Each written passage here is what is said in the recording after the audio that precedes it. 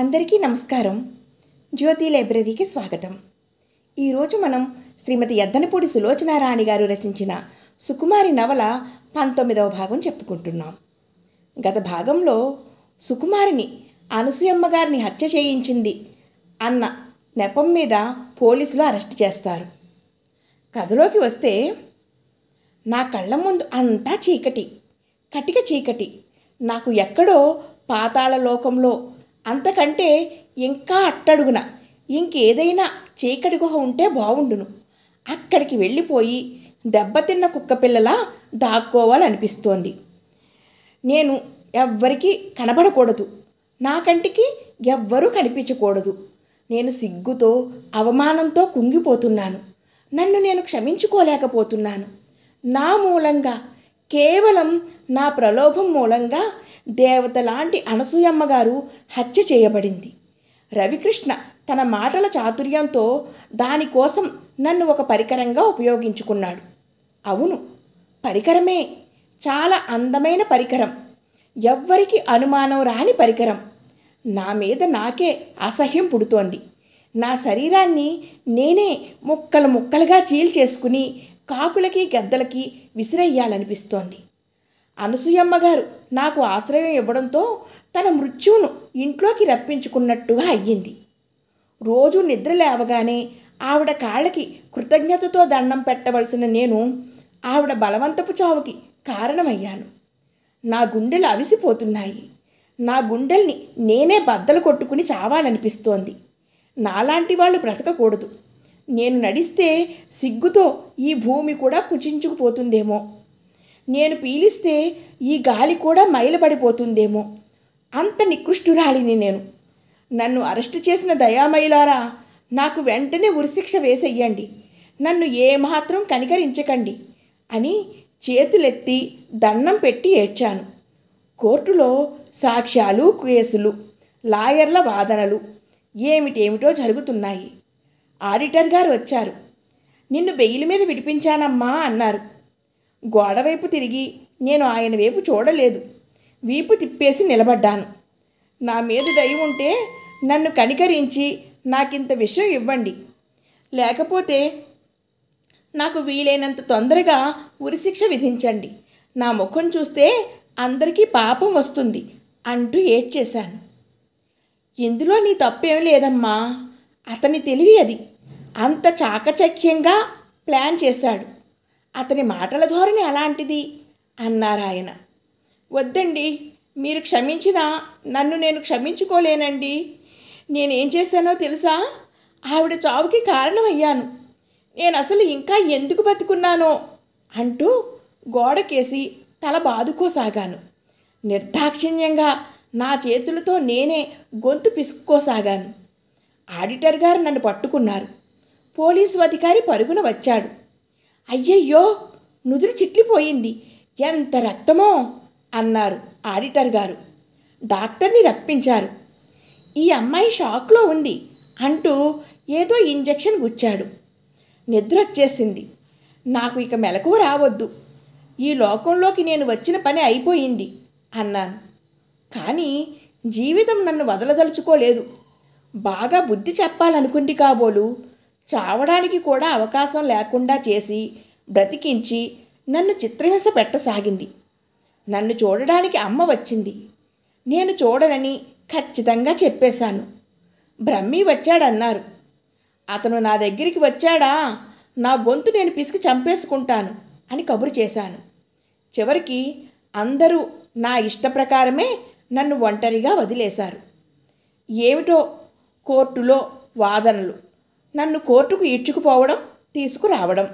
భాగ్యమ్మ గారు, లాయర్ గారు నేనెంత టక్కులాడినో వివరంగా చెప్పసాగారు. నాకు వాళ్ళ మీద ఏం కోపం రాలేదు. చివరికి ఏమయ్యిందో ఏమో, నేను నిర్దోషిని అన్నారు. నన్ను వదిలేశారు. నేను న్యాయస్థానానికి 2 చేతులు ఎత్తి మొక్కాను. నేను బ్రతికి ఏం లాభం లేదు. ఈ ప్రపంచంలో నేను ఉండకపోతే ఏమీ నష్టం లేదు.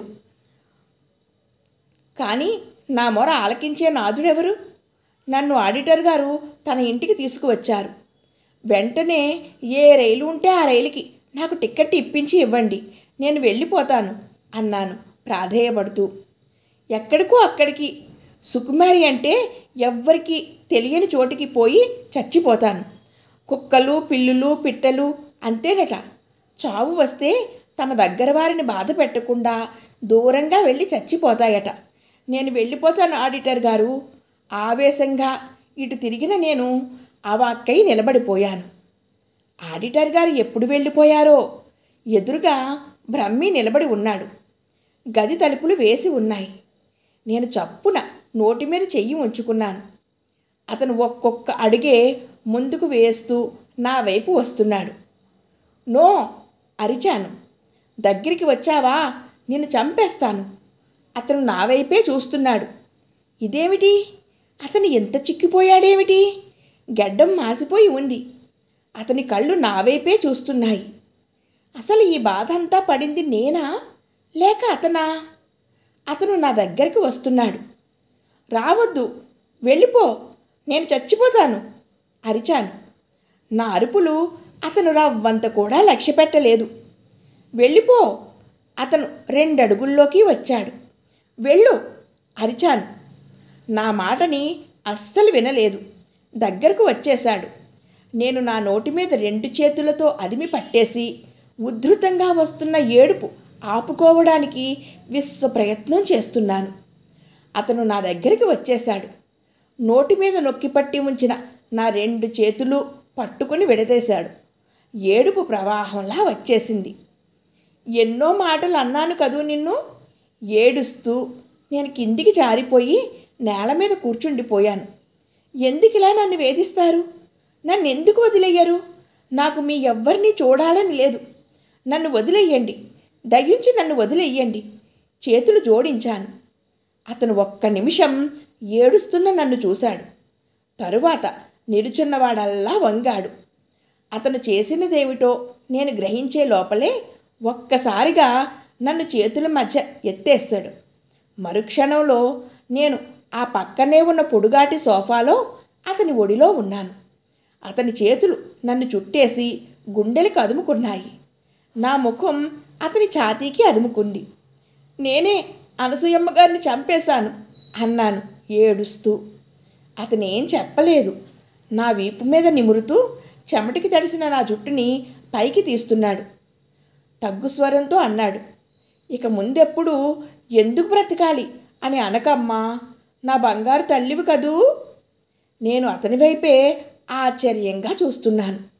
నా చేతులు మెల్లగా లేచాయి. అతని మెడ చుట్టూ పడ్డాయి. బ్రహ్మి అన్నాను.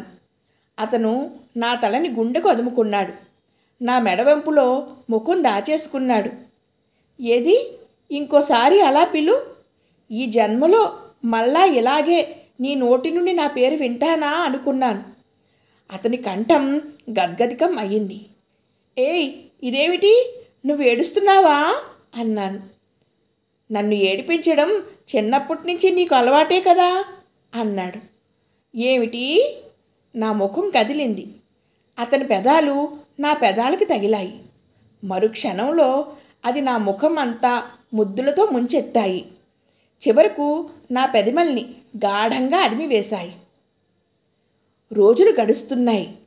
నేను పైకి కోలుకుంటున్నట్టు కనిపించినా లోపల కోలుకోలేకపోతున్నాను. బామ్మ చేసిన పెళ్ళి ఒక పెద్ద పొరపాటు అనుకున్నాను. అక్కడ నా శరీరానికి మాత్రమే దెబ్బలు తగిలాయి. ఇక్కడ నేను చేసుకున్న స్వయం నిర్ణయం ఒక అఘాతం లాంటిది. నా మనసుకు తగిలిన ఈ దెబ్బ నుండి నేను ఈ జన్మలో కోలుకోగలనా అనిపిస్తోంది. నా గురించి ఎన్నో రకరకాల కథలు ప్రచారంలోకి వచ్చాయి. అపవాదులు పుంఖానుపుంఖాలుగా విజృంభించాయి. పని కట్టుకుని మరీ వచ్చి దూషించి వెళ్ళేవాళ్ళు కొంతమంది అయితే, దూరంగానే ఉండి నన్ను బ్రహ్మిని కలిపి అతి నీచమైన అత్యంత అసహ్యకరమైన వార్తలు పేపర్లలో తెప్పించిన వాళ్ళు మరికొంతమంది. ఇటు రవితో ప్రేమాయణం సాగిస్తూ అటు బ్రహ్మితో తిరుగుతున్నానన్నారు. బ్రహ్మి ఇది తెలిసే ఊరుకున్నాడన్నారు.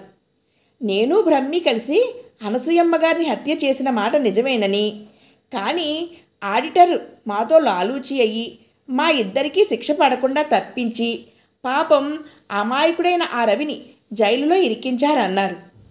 ఈ ప్రచారాలేవీ నన్ను అంతగా బాధించలేదు. ఎందుకంటే వెర్రి జనం తెలిసి తెలియనివి వాగడం, అలా వాగిన దానితో ఆనందం అనుభవించడం వారికి అదొక అలవాటు. వాటన్నిటికంటే నన్ను బాధించిన నిజం గోముఖ వ్యాఘ్రం లాంటి రవికృష్ణ మనస్తత్వం. అనసూయమ్మ గారి కేసు విచారణ జరిగిన తరువాత క్రమంగా వెలుగులోకి వచ్చిన విషయాలు చూస్తే కడుపు చెరువు అవుతోంది. రవికృష్ణ ఒకవైపు ప్రేమ సంభాషణలు జరుపుతూ నా మీద మత్తుజల్లు కురిపిస్తూనే మరొక వైపు సునీత మీద కూడా తన పగ్గం విసరసాగాడు. సాధారణంగా అనసూయమ్మ గారు చాలా తెలివిగల మనిషి. ఆవిడను కూడా తన మాటల మాయాజాలంలో ఇరికించేశాడు. ఆమెకు రవ్వంత కూడా అనుమానం రాలేదు. అతను ఈ ఇంటికి వస్తే ఆంటీ అంటూ ఆమెతో కబుర్లు చెబుతూనే, తన సాంఘిక సేవా కార్యక్రమాల ప్రశంసిస్తూనే, ఆమెను ఒక దేవతలా కీర్తిస్తూనే ఆమె మనసులో ఒక అభిమానానికి చోటు చేసుకున్నాడు.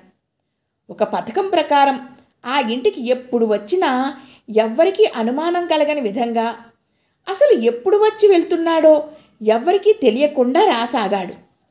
ఆవిడను చంపడానికి అతను పొంచి ఉన్నాడని, దానికోసమే ఆ ఇంటికి రాకపోకలు సాగిస్తున్నాడని మా ఎవ్వరికీ అణుమాత్రం కూడా అనుమానం రాలేదు. నేను అహర్నిశలు ఆవిడ దగ్గరే ఉంటాను కాబట్టి ఆవిడ దగ్గర నుండి నన్ను దూరంగా నెట్టివెయ్యాలంటే అతనికి సులభంగా తోచిన అలవాటైన మార్గం ప్రేమ వల విసరడం. శోధించిన కొద్దీ వరుసగా అతని కుతంత్రం బయటపడుతూ రాసాగింది. ఆమెను చంపడానికి అంతకుముందే 1-2 సార్లు పథకం వేశాడు.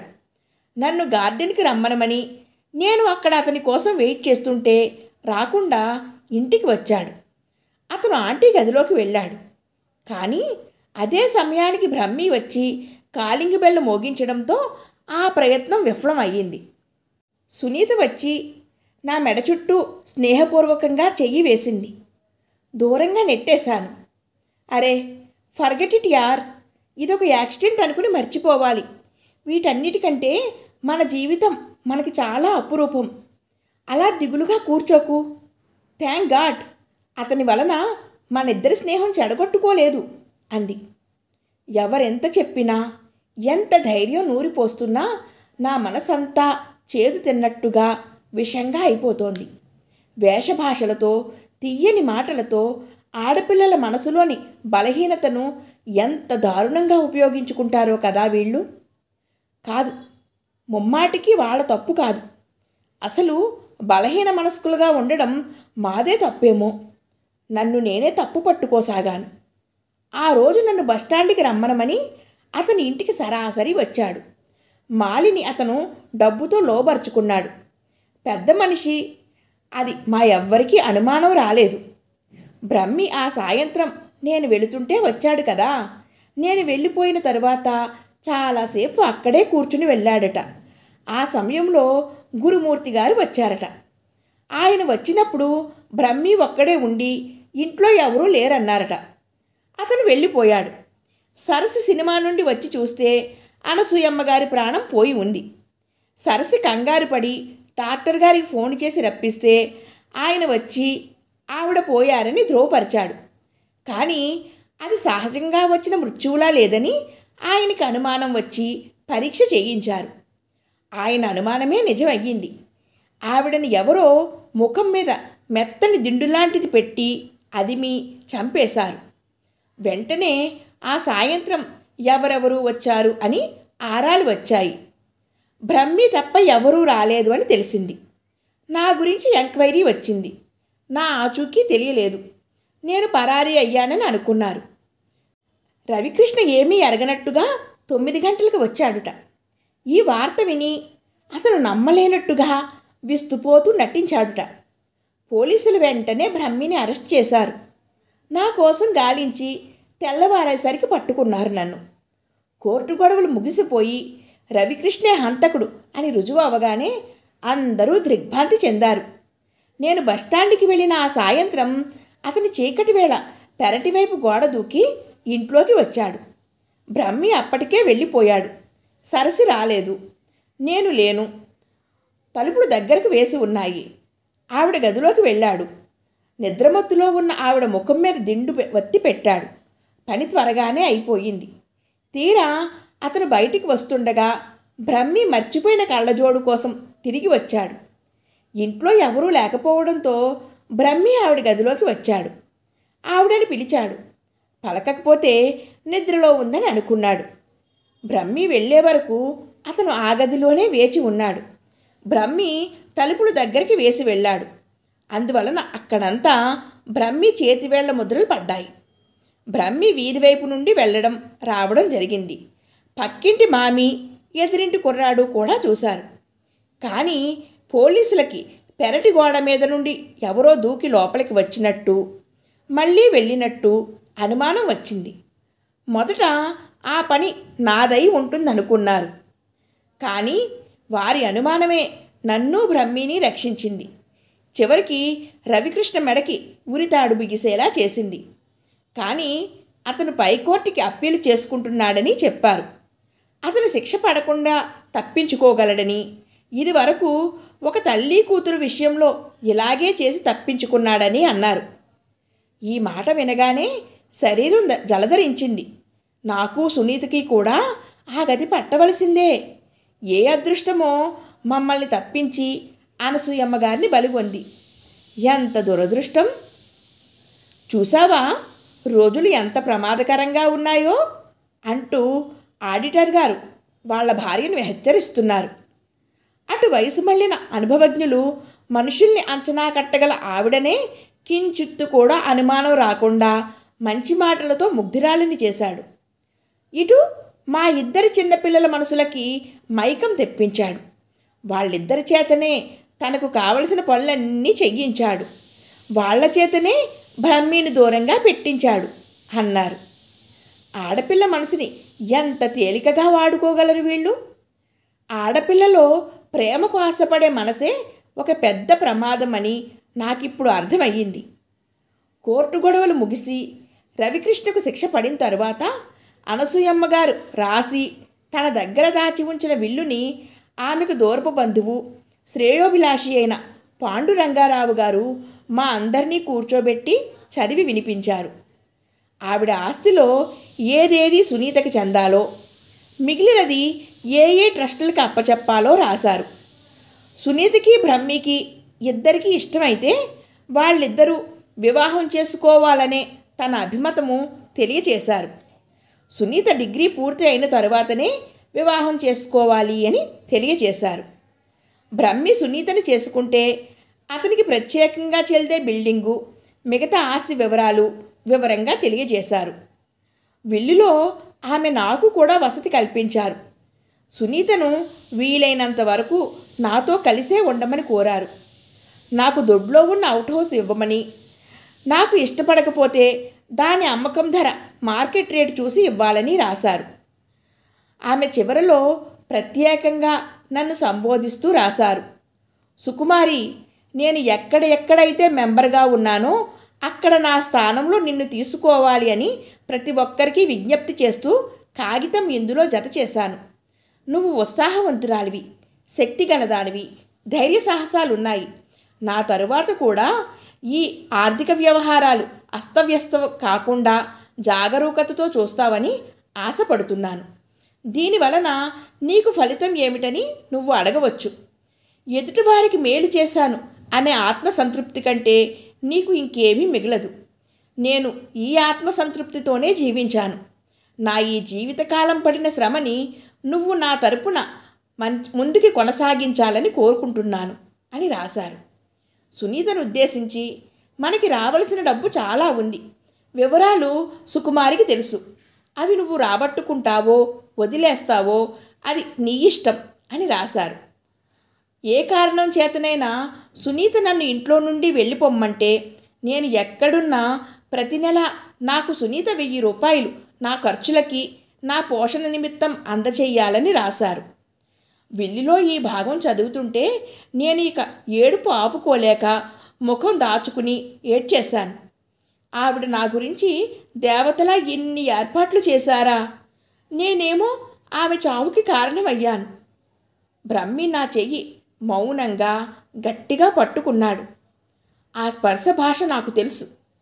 ప్లీజ్ ఏడవకు, నిన్ను నువ్వు నిబ్బరం చేసుకో అని బ్రతిమలాడుతున్న హెచ్చరిక అది. నేను ఎంతో కష్టం మీద ఏడుపు ఆపుకున్నాను. నేను ఇంటికి రాను అంటే సునీత గొడవ చేసేసింది. ఈ సమయంలో నన్ను ఒంటరిగా వదిలేస్తావా?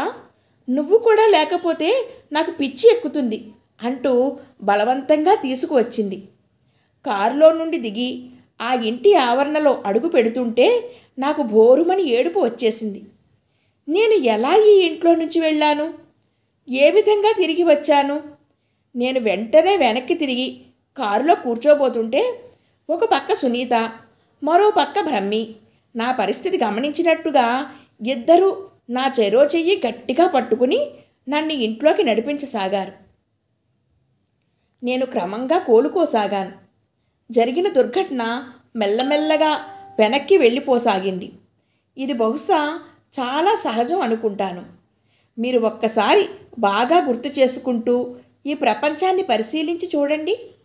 నిరంతరం మారే ఈ ఋతువులు, రాత్రి వెనక తరుముతూ వెళ్ళే పగలు, బాల్యం తర్వాత యవ్వనం, యవ్వనం తర్వాత వృద్ధాప్యం, జననం వెంట మరణం, ఇలా ఏ ఒక్కటి ఎక్కడా నిలకడ లేకుండా మార్పుని సంతరించుకుంటూ పరిణామ దశలో పరుగులు తీస్తూనే ఉన్నాయి. ఆలోచించి చూస్తే ఈ సృష్టిలో మార్పు రాకుండా స్థిరంగా ఉన్నదేదీ కనిపించడం లేదు. పువ్వు గంటల్లో వాడిపోతుంది. రాయి సంవత్సరాల తర్వాత పరిణామం చెందుతుంది. మార్పు మాత్రం ఏదీ తప్పించుకోలేని దశ ఈ భూమి మీద ప్రతి దానికి ఉంది. నాలో ఈ 6 నెలలలో ఏదో మార్పు వచ్చింది. దాన్ని నేను ఆపలేకపోయాను. సుని అప్పుడప్పుడు, నువ్వు ఏమిటో మారిపోయావు సుకుమారి, ఇదివరకటిలాగా లేవు అంటూ, ఏం మాస్టారు అవునా అని బ్రహ్మిని అడిగేది. అతను తల ఊపేవాడు. నేను ఇదివరకులా తర్కానికి దిగేదాన్ని కాదు. ఇప్పుడు నాకు ఆ ఇంట్లో నా స్థానం ఏమిటో బాగా ఆకలింపు చేసుకున్నాను. అనసూయమ్మగారికి నా వలన జరిగిన ద్రోహానికి ప్రక్షాళనం చేసుకోవడం ఒక్కటే మార్గం. ఆ ఇంట్లోనే ఉండి ఆవిడకి ఇష్టమైన సునీతని ప్రాణంలా చూసుకుంటూ కంటికి రెప్పలా కాపాడుకోవడం, ఆమె ట్రస్ట్కి సంబంధించిన వ్యాపకాలు జాగ్రత్తగా ఆకలింపు చేసుకుని ఆ డబ్బుని నిజంగా అవసరమైన వారికి ఇచ్చి, వారు ఆ తల్లికి 1,000,000 దండాలు అని ఆమె పేరు చెప్పి నమస్కరించేలా చెయ్యడం, ఇది నా బాధ్యతగా అనుకున్నాను. విల్లులో అనసూయమ్మగారు సునీత బ్రహ్మీలు వివాహం చేసుకుంటే నాకు ఆనందం అని రాశారు. ఇష్టం లేక వారి మధ్య వైరం ఏముంది గనుక? డిగ్రీ పూర్తి అయిన తరువాతనే వివాహం అని ఆమె అభీష్టం తెలిపారు కాబట్టి సునీత చదువు ఇంకో 2 సంవత్సరాలు ఉంది. ఆ 2 సంవత్సరాల వరకు నేను ఇష్టం ఉన్నా లేకపోయినా సునీతకు తోడు నీడగా ఉంటాను. ఆ తరువాత వెళ్ళిపోతాను.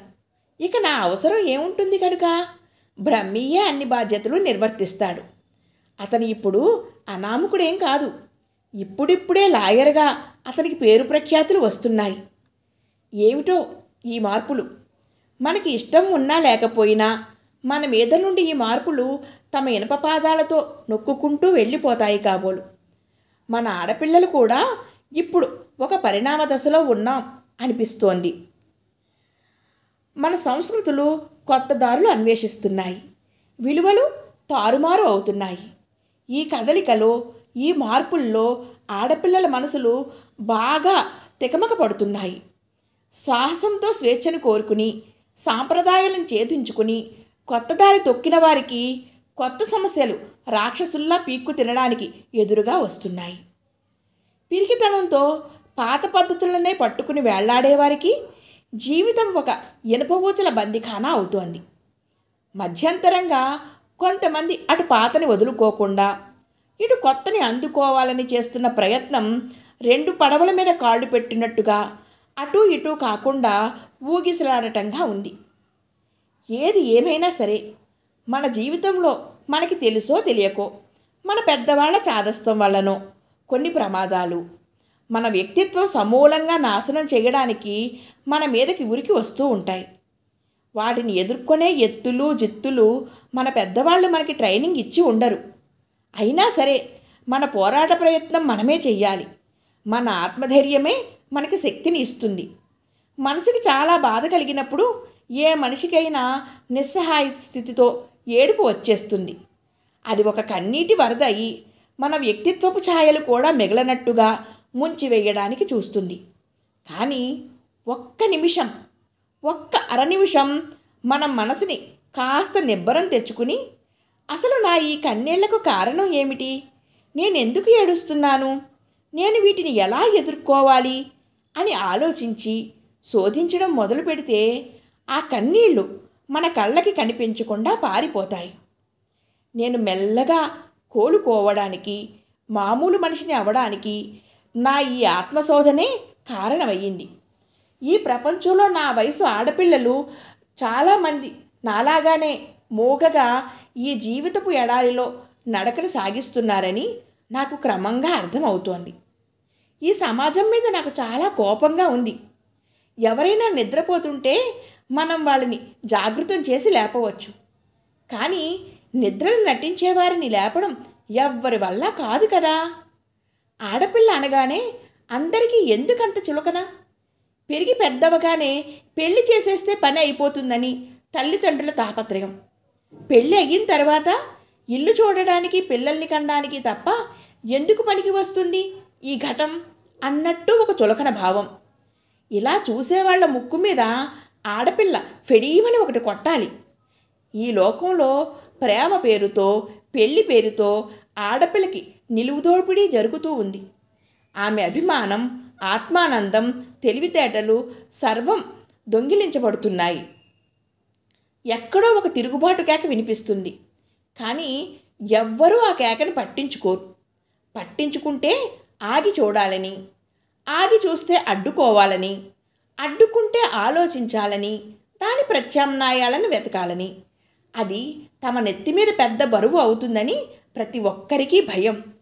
అందుకని ఎవరి జీవితం గురించి వారే ఆలోచించుకోవాలి.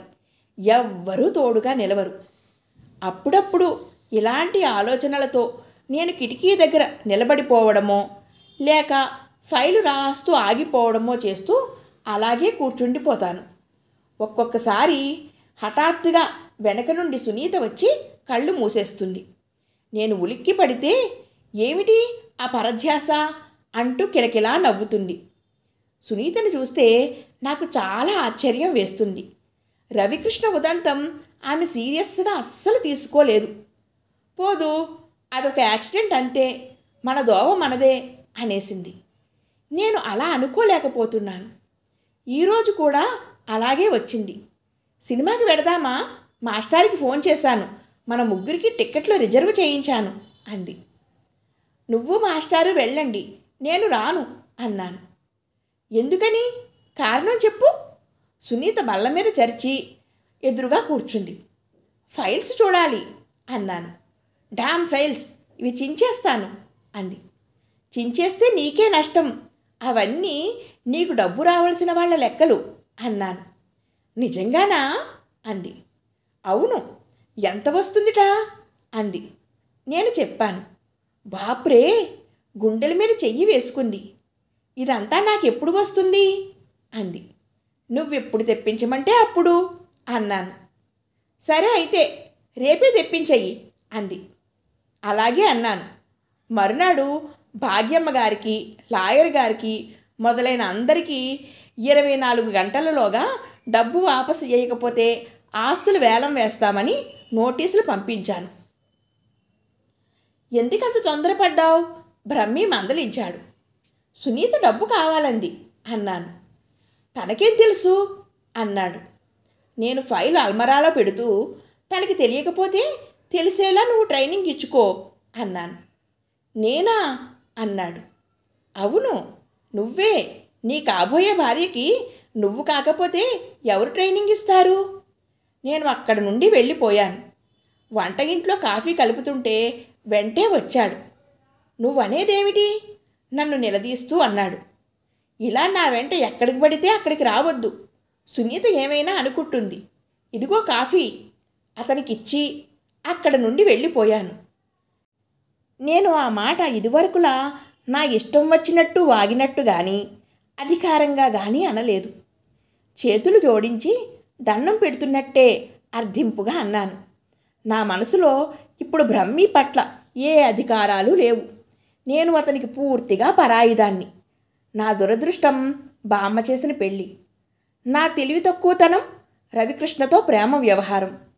మొదటిది అతను క్షమించవచ్చు, ఎందుకంటే అందులో నా ప్రమేయం లేదు కాబట్టి. కానీ రెండోది ఎలా క్షమిస్తాడు?